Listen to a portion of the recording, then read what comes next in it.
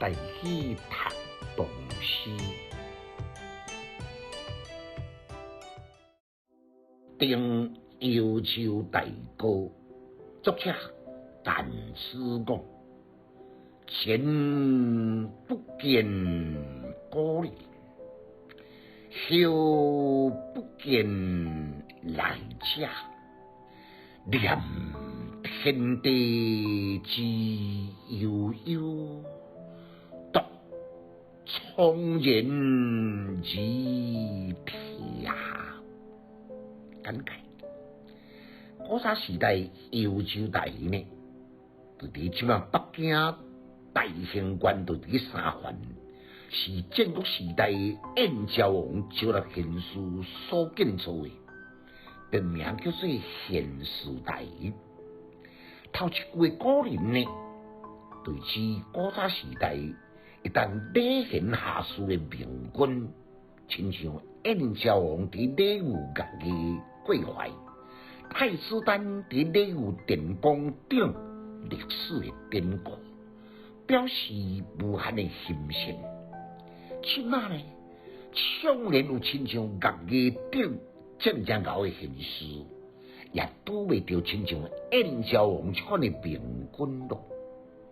当爬上幽州大鱼，来远眺足远足远的所在，看到了茫茫的宇宙，天长地久，让我家己感觉孤独冷凄，突然悲从心起，小的目屎竟不住来流下。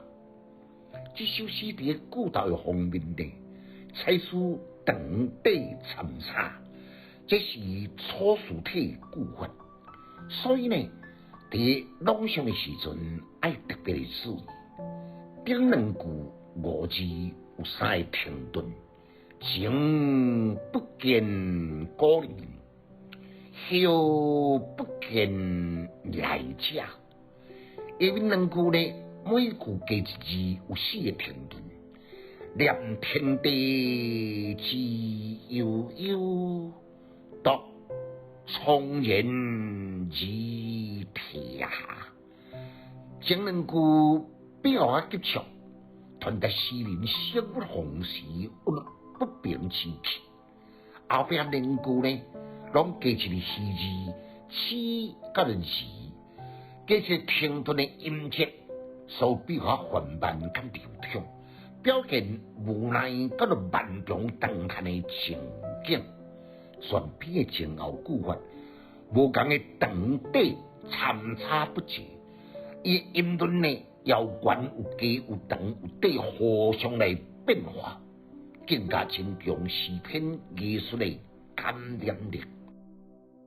读诗的囡仔袂学歹，有气质，阁有文采，读诗快乐哦。